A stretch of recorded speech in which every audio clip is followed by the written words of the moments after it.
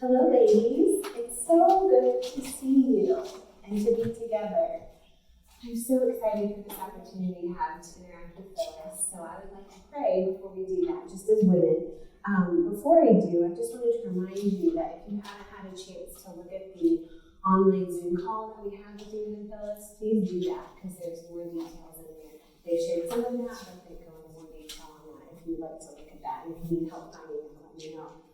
The purpose of this time together is just to get to know Phyllis and have her get to know us. So feel free to ask questions after I pray. I'll open the floor and I'll have you state your question and I'll repeat it into the mic so that we can all hear. And then if we need repeating or clarification, I'll do that too. So let's go to Lord in prayer. Father in heaven, we thank you for this opportunity to get to know Phyllis. We thank you for this time that we've been able to set aside just in anticipation of what you may be doing in all of our lives, Lord, here at Shining Hills. We do ask for wisdom from you. We thank you that you are our good shepherd, and we thank you that you place shepherds in our lives at local churches to help us along our journeys. So we just pray that you would give us wisdom for this road ahead. We do ask that you would be with those who can be with us tonight. Just help us to know how much we love them and care about them and miss them, and we look forward to the time when we can all be together. Lord, we wait for you for that. And we just humbly ask that you keep everyone here safe and protected, and you with our little ones, help them to get along with one another and have fun.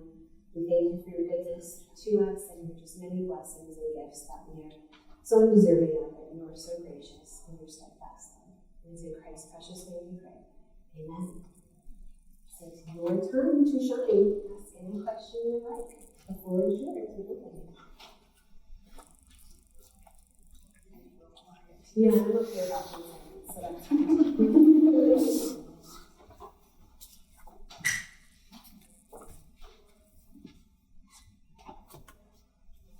I will reveal my secret. While you're thinking, I do have a few already.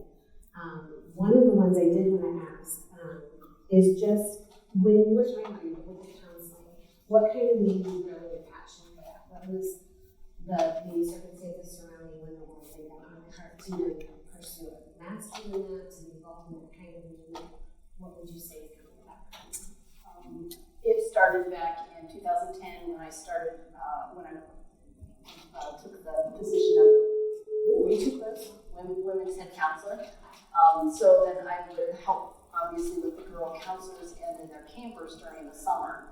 And we ran into a lot of issues such as cutting, eating disorders, even pornography for the girls. There were some areas that was like, and it's like, oh my, what do you do with those things? You know, and just wanting that desire of like, okay, so how do we deal with this and in a biblical way?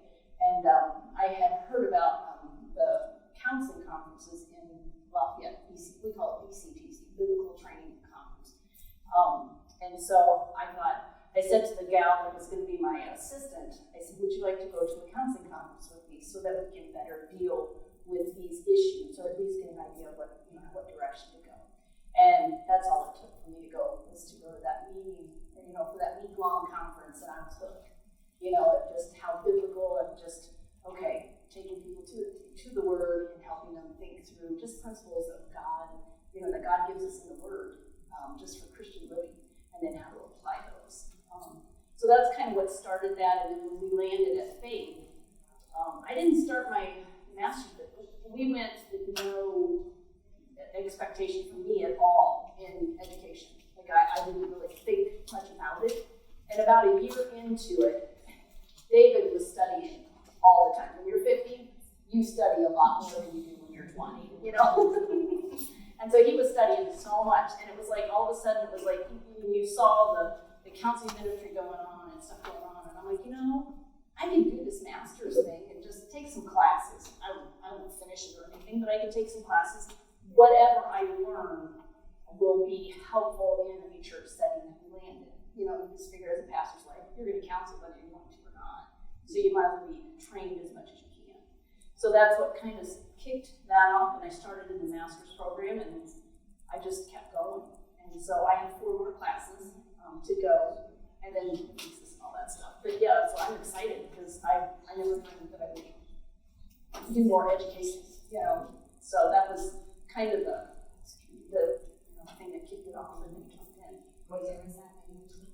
2010. Yeah, I know 10 years ago. But yes. Any other questions? Yes, Jim. In your women's ministry experience, kind of what's the age group you've been mostly involved in, and do you have it, or do you tend to gravitate towards an age group, or?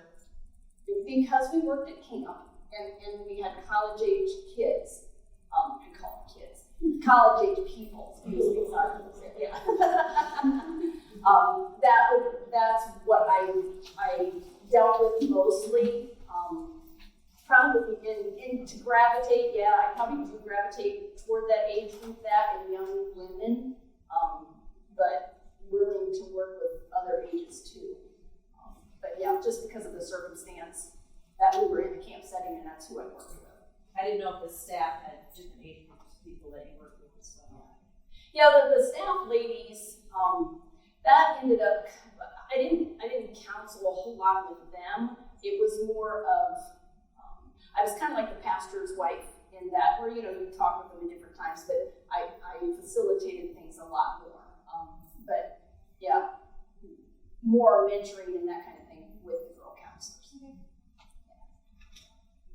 Well, I did have some women's ministry questions, so that leads me right in there. Oh, good. So in a local church setting, what women's ministries have you been involved in? So it's a two-part question, that's the first part. And what did you really engage with and enjoy or kind of passionate about in local church women's ministries? Okay. With us being involved in camp ministry, we really did not get into the church as much because our retreats were over the weekend. And we were limited on the weekends that we would actually land in a church. So when you say church, during the camp years, we didn't really, it was camp.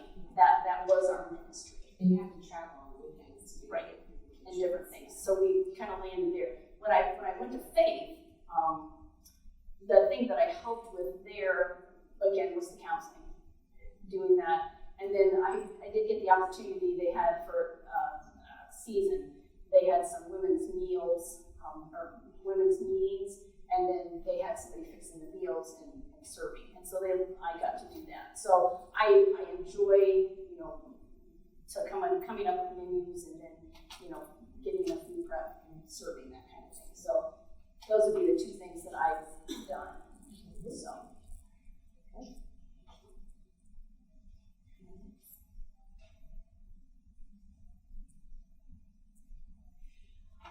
Go Cheryl. It's Cheryl's job. You go. Nobody else is asking. Yeah, ask them all. This is your time.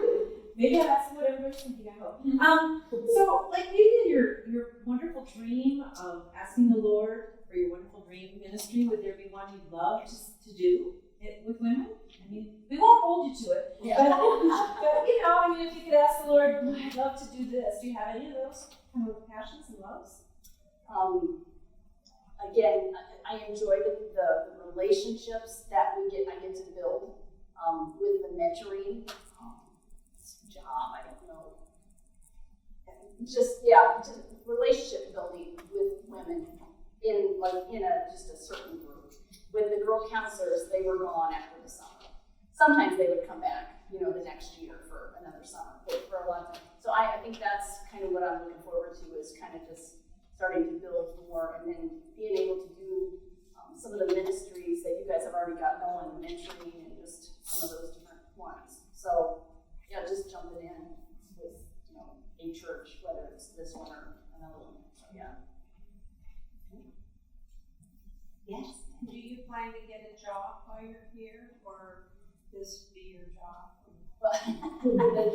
We'll have to see about that. It's one of those things where definitely right when I first get here, it'll be more, whenever we figure out if we get a house, if we come, we get a house, we get settled, and then we would go from there. So.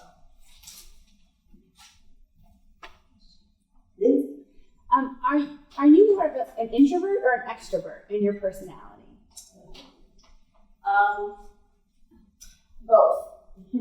It's one of those things when I need to be an extrovert, I do that, but I probably am more natural to be more sit back a little bit, but I can do both. You can be an introvert that projects as an Abby can be an introvert.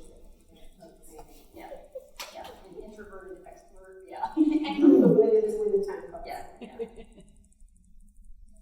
Yes. What do you do for fun? What do I do for fun?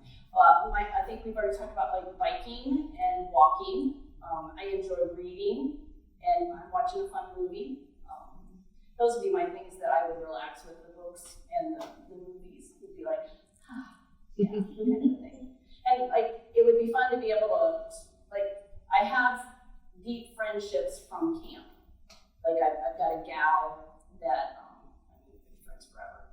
And so, like, to spend time with her, to go let's go shopping, or let's go out for coffee, or that, not coffee, because I don't drink coffee. She makes me coffee, anyway. But yeah, just that, it would be fun to cultivate some relationships so I can actually have a friend in the area that I have the church in. But yeah, just the friendships.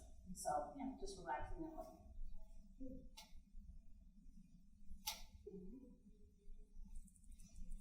I want to ask your parents a question. So now I have a son and daughter, so do you. And what would you consider some of your parenting successes and maybe some failures, something you wish you had done differently? There's probably a lot of failures. So yeah.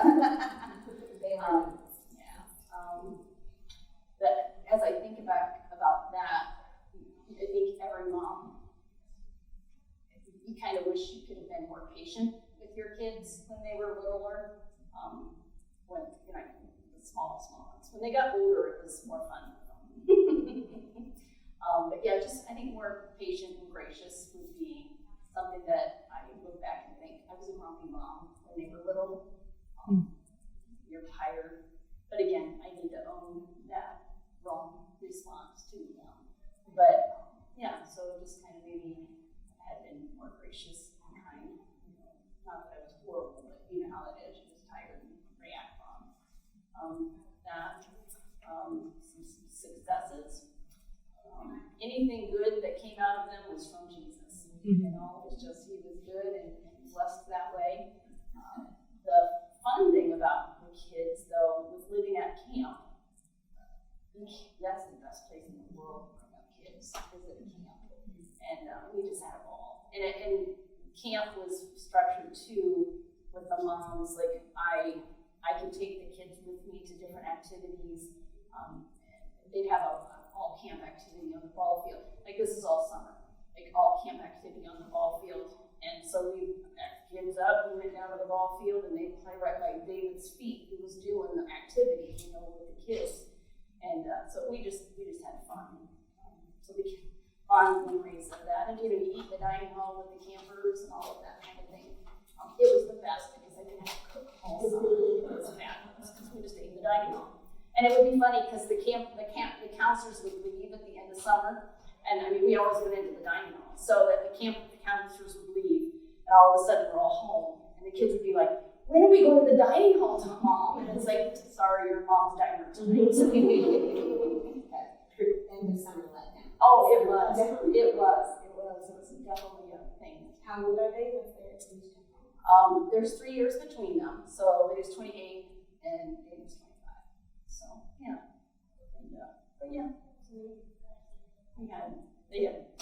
They have fond memories of me baking chocolate chip cookies for their friends and having kids over and stuff. So it's fun. Good. Any other questions? What is something that influenced you spiritually to drive you more toward Christ?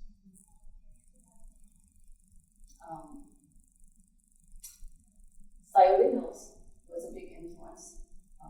It started way back then. When I attended Scioto, I think all kids do this each summer. You rededicate your life, to the Lord. But again, it just kept you going back to the Lord.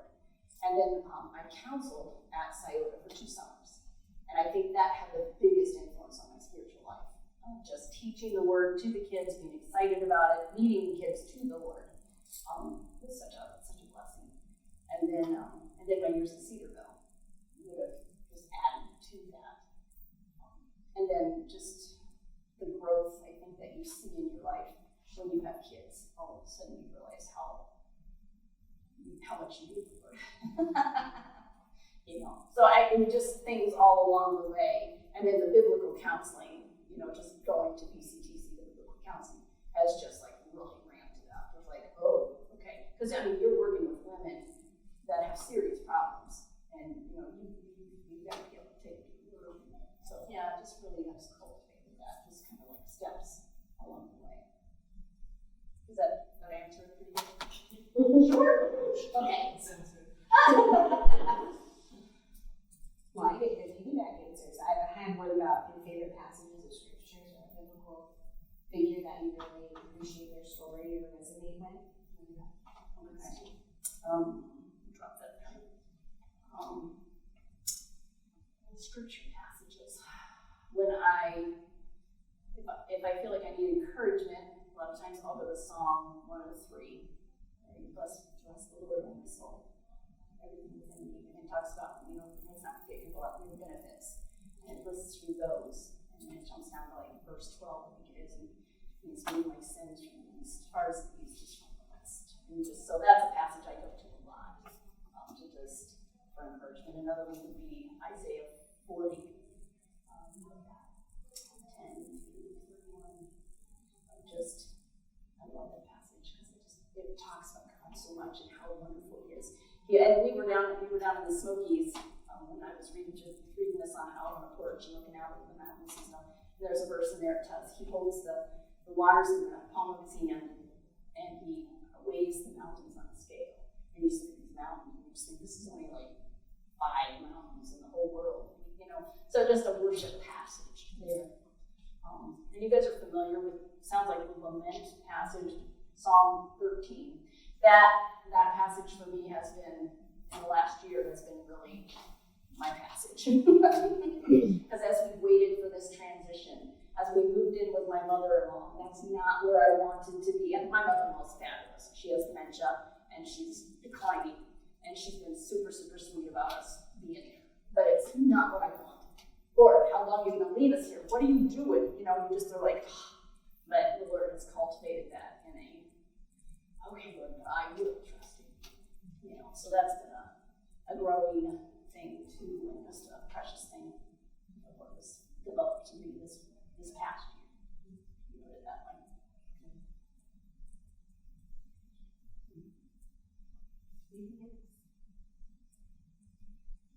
Are you guys using this whole? Do you have a favorite woman of the Bible? Oh, sorry, that's a question. Probably Mary and Martha.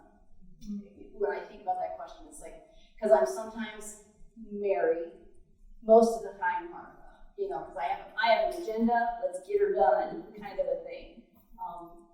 But yeah, those would be my two. But I want to be more of a Mary, where I sit at Christ's feet, more. Just sit that out. But Lindsay. How do you see yourself as a helpmate to your husband? Maybe much strength. Yeah. To compliment him, maybe? Yeah. Is that a good way to do it?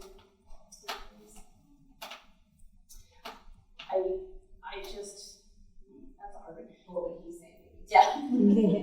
I just come alongside of him and do whatever he needs me to do. In the camp ministry, like we talked about, all these acronyms for the kids, the GAPS, the Young Adult Program staff. We'd have them in our house and, feeding them, just knowing he needed to have a meeting. So let's have him over and I'll feed him and you feed him, that kind of thing. And just doing whatever he needs done, and trying to encourage him in what he's doing. I think it's probably more than anything. Yeah, it's really having a seat. Yeah. Heard your husband talk about the age difference and how he feels about that. What about you? The age difference Between us. Yes. It really doesn't bother me. No, we really don't. I can answer it. Yeah. Think about it. It really doesn't bother me. My husband Both of us we are supporters and maintainers. Like if you give us a ministry, like we will full force maintain it, and we will run it very efficiently. What I think sometimes we lack is somebody that has vision that can put us in different, to look on past that and think, well, let's do this to that. And be like, oh yeah, that's a good idea, let's do that. And I think that's where Adam and David will just really mesh well. Because David is a very, very loyal person. And he will follow and he will support Adam. I have no doubt about that. And I just do the same thing. I think that's kind of the way we're both wired. We're loyal and we will support and follow. Yeah, and we have a lot of respect for Adam and Michelle. I can't say we've known them forever. We've only known about a year now. But we see the love they have for you guys, and it's just so fun he literally was just love, and it's just fun to see his love for you guys, to know that, he's, you have loved him back and loved them back. It's precious. So, yeah, I don't foresee any problem with that. I feel the same way, because I feel as a young mom with young children at home, I'm still discipling and homeschooling. That takes so much of my time to have Carolyn and possibly Phyllis to be more available, for counseling. Things might come up or for something that they just need. Someone needs something right away. They might have that more availability being in ministry. So I appreciate that, knowing that, because that can come with guilt. Like, I'm not available, I need to be available. I can have this, we need to do it. Not trying not to feel that way of our priorities. I think having you and Carol who are in not a better state, but a different state of life that can be available for that. And just learning from both of them personally as a mom, and it's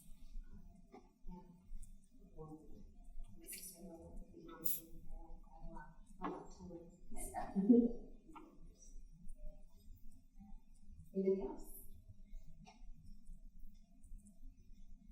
Just a fun one. What's your favorite food? What do you enjoy in your restaurant? What type of food? Mexican. I love Mexican. Yeah.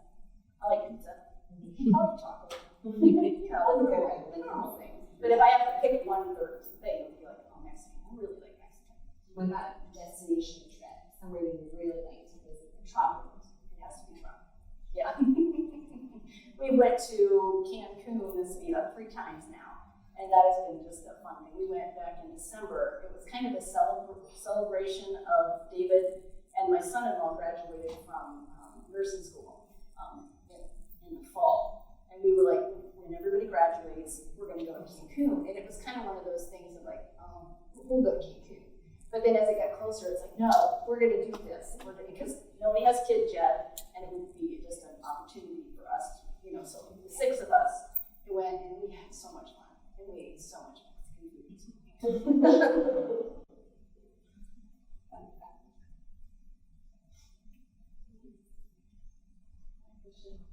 With your degree, with your master's in biblical counseling, do you ever plan to do formally counseling?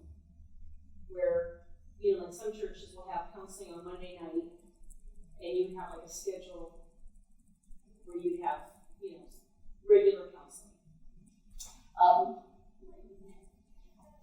That would probably end up being an Adam question in the long run. But I would be glad to do. I would kind of like to do like a certain block of time where you have probably 3 different sessions. Where you 1 o'clock, 2 o'clock, 3 o'clock.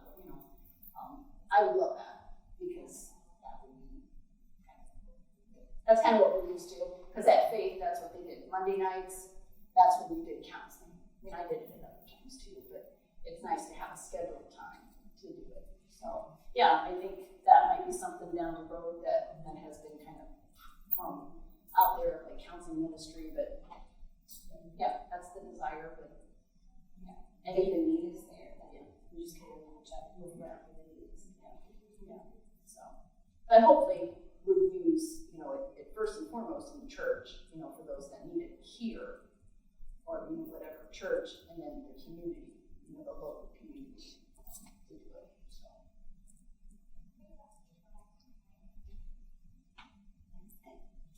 You shared about your counseling experience and training the college age, whatever, should be counselors. What kind of experiences do you have in like teaching a small group Bible study or book study?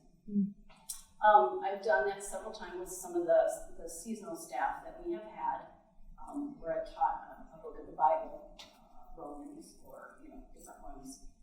We've done some book studies. I can't think of any on the top of my head right this minute. But I have done small groups, because there's only like 3 of them. So it's small. Teaching, I don't know that that's like my giftedness, but I love to teach that, and that's something I hope I can grow more up in, is teaching and doing that with some Bible study groups. So I'm not sure what the opportunity would be here, but definitely open to it.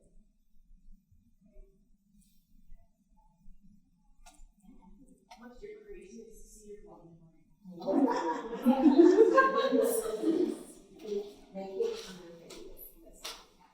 Yeah.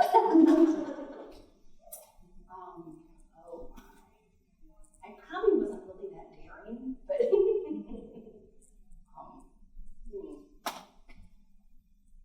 yeah, see, I didn't sneak out or anything like that. I was kind of boring. Maybe that was it. You know? I don't know. Nothing really comes to my mind. What were you involved in? Maybe it's something like extracurricular. Master major? Elementary education. I did teach for 1 year, taught 3rd grade. So fun, I love 3rd graders. Kind of fun. Master's puppets. I was on the puppet team, traveling puppet team for 2 years during Cedarville. So, yeah, I'm kind of boring. I can't think of anything right now. I'm sorry. Where did you meet? Oh, David and I? Technically, we met at Kings Island. Because Cedarville had a day where the students could go to Kings Island.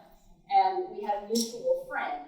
And we just happened to run into him, my friend and I. And he's like, oh, Dave, this is Phyllis, and you're going to work with her at Scioto this summer. And it was like, okay, let's go this way. You know, so that was our technical first meeting. And then we actually worked together at Scioto. And of course, noticing each other during that time. And then finally, when we got to Cedarville, he asked me out. And we went to, what is that? The homecoming, must have been the homecoming thing. And it was the weirdest thing because they had all this lovely kind of music at this banquet that they did. And it was just like, this was our first date. And it was just kind of like, oh, great. Yeah. And so, so we went to that, you know, the banquet, and he kind of just dropped me back off at the dorm because it was just awkward. And he was like, okay, see you later. And I thought, man, that is that. He'll never do that again. And then, so we went back to the dorm, and the girls were like, let's go to Young's. So it's like, okay, let's go. So we piled in the car and went to Young's, and guess who's there at Young's? His unit. So they had the same idea, I guess. So then after that, we kind of sat together and talked. It got better. Without all of them. Yes.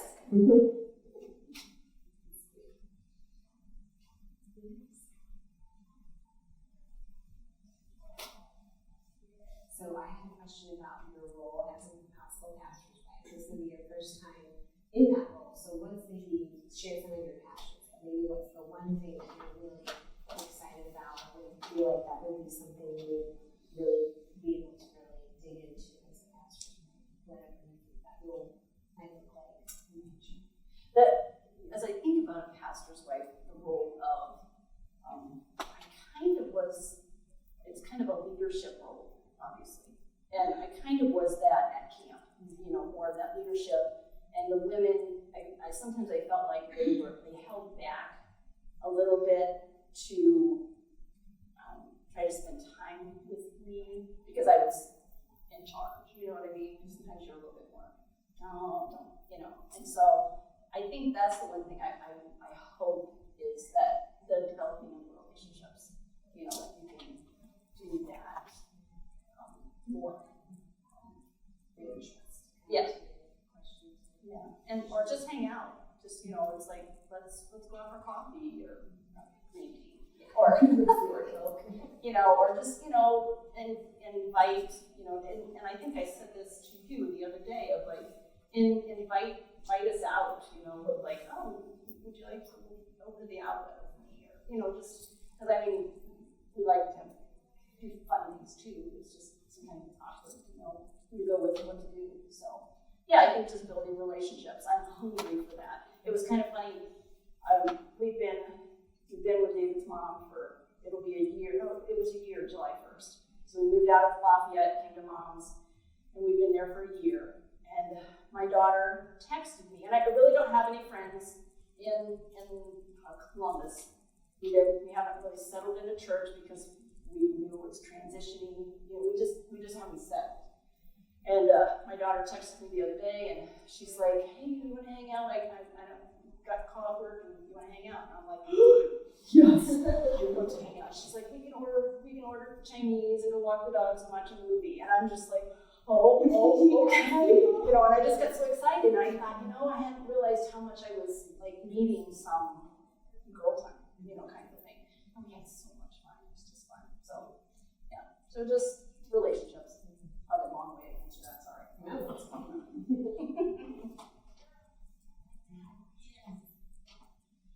Is there anything that we haven't asked you that you would like to share with us?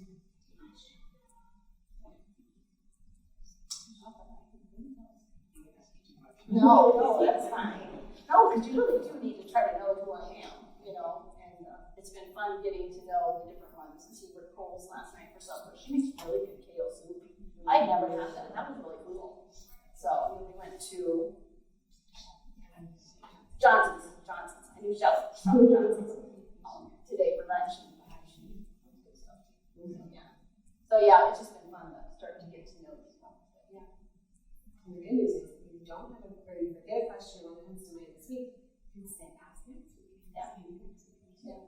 And I can always give, I think we gave you Adam, or do you have our email? And be glad, you know, I'd be glad to answer some email questions if you want to come up with something like, oh yeah, by the way. So,